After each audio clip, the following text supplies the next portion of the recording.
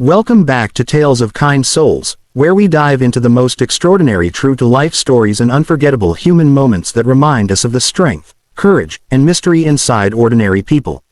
If you're new here, be sure to sit back, relax, and prepare yourself for a story that feels like it was torn right out of a movie script, except it unfolded in the sky, in real life, one seat at a time. She was just a kid in seat 7A, her small frame barely filling the airplane chair. To the flight attendants, she looked like any other teenager, lost in her headphones, fiddling with a backpack stuffed with books and snacks. But within 2 hours, her presence on that flight would trigger a chain of events so unexpected that the skies above would roar with F-22 fighter jets scrambling to escort the plane. What was she doing there? Why was she the center of so much attention? And why did the military believe that this one girl, just a kid, was the key to something much bigger? It all began on a warm afternoon, with Flight 247 bound from Dallas to Washington, D.C. The flight manifest showed 173 passengers, business travelers, families on vacation, and the usual mix of people. But buried in that list, the name that raised quiet alarms back on the ground wasn't a businessman or a politician. It was hers. Her name was Emily Reyes. 13 years old, traveling alone, seat 7A. To anyone else, it was unremarkable. Kids fly alone all the time. Airlines even offer special services to escort minors through the terminals. But Emily wasn't on that program. No special tags, no notes pinned to her jacket. She had boarded like an adult, her boarding pass tucked in her hoodie pocket, her eyes scanning nervously at the gate. What no one knew then was that Emily's ticket had been purchased last minute, in cash, at a small regional desk. A flag popped up in the airline's system, but it was brushed aside in the chaos of a busy afternoon. Emily settled into her seat by the window, 7A. She pressed her forehead against the glass, staring at the runways. She looked like she didn't belong, and in truth, she didn't. By the time the aircraft was at cruising altitude, 36,000 feet, something strange began to ripple through the cockpit. A coded message came through from air traffic control, confirmed the identity of passenger 7A. The pilots exchanged uneasy glances. It wasn't common. The captain flicked on the intercom, called a flight attendant, and quietly requested a passenger check. The flight attendant, unaware of the growing tension, walked the aisle casually, pausing at seat 7A. She smiled at Emily, who glanced up with wary eyes. The attendant asked if she wanted a drink. Emily shook her head. No smile, no words. Just silence. She looked down at her lap, where her hands were clenched tight around something hidden beneath her jacket. The flight attendant reported back. She's just a kid, 13, maybe 14, quiet, traveling alone. That should have been the end of it. But the captain pressed further. Does she have ID? The question felt strange. What teenager would need to show ID mid-flight? Still, the request wasn't optional. Meanwhile, back on the ground, defense officials were watching the same plane with increasing concern. The name Reyes had appeared on an internal watch list, one not meant for public eyes. It wasn't the girl they were after, not really. It was her father, Miguel Reyes, a former engineer tied to defense contracts, accused of smuggling sensitive information overseas. For months he had vanished off the map. No sightings, no leads. Until now, intelligence had tracked a possible courier, someone carrying information that could compromise national security. The shocking part, that courier was believed to be his daughter. In the cockpit, the first officer relayed instructions in clipped tones.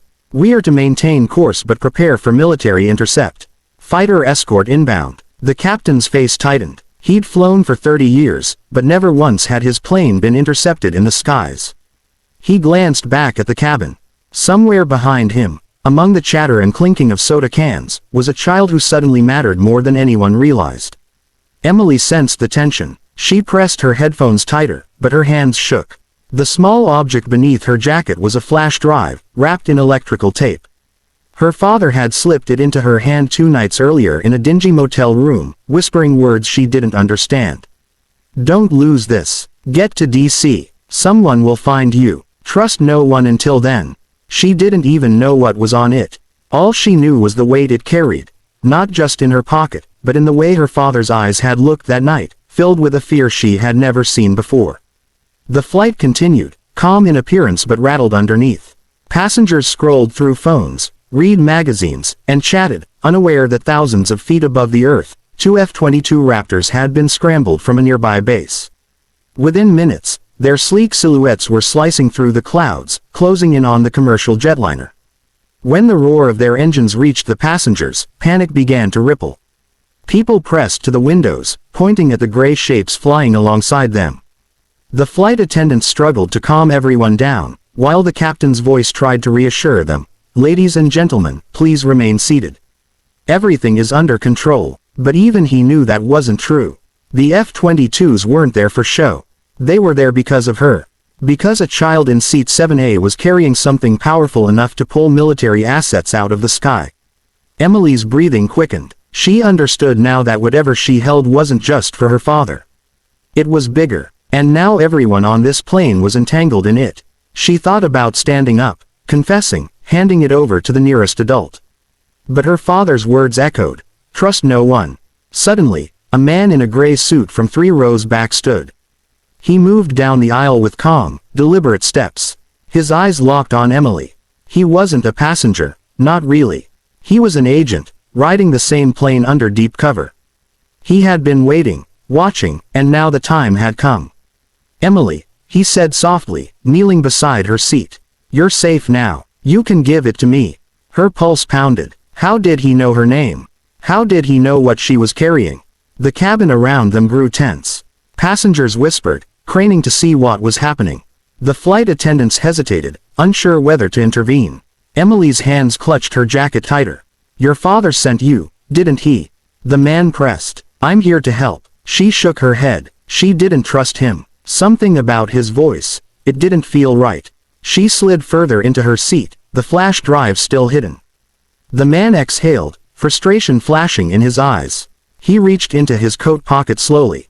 A flight attendant gasped, stepping back. The captain was alerted instantly, and within seconds, the F-22s outside shifted formation, their presence a warning that the situation inside was escalating.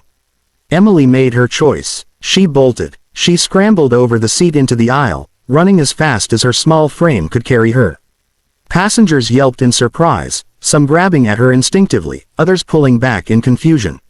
She darted toward the rear galley, clutching the flash drive in her fist. The man in the gray suit chased her, his voice low and urgent. "Emily, stop. You don't understand what you're carrying." But she did understand now. It wasn't just a drive. It was the reason fighter jets shadowed them, the reason strangers knew her name, the reason her father had vanished. The captain made a split-second call, emergency descent. Diverting to Andrews Air Force Base. The plane tilted sharply, engines roaring as it began its descent. Oxygen masks jostled above the rows, though they didn't drop. Passengers clung to their armrests, frightened, as the cabin shook with turbulence. Emily crouched in the galley, heart racing. The man was closing in. With trembling hands, she stuffed the flash drive into the narrow crack of a service panel. Out of sight, out of reach. By the time the wheels touched down at Andrews, the runway was swarming with military vehicles.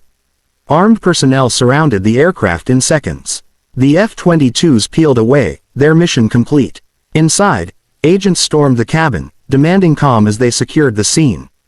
Emily was pulled from her hiding spot, the man in the gray suit restrained.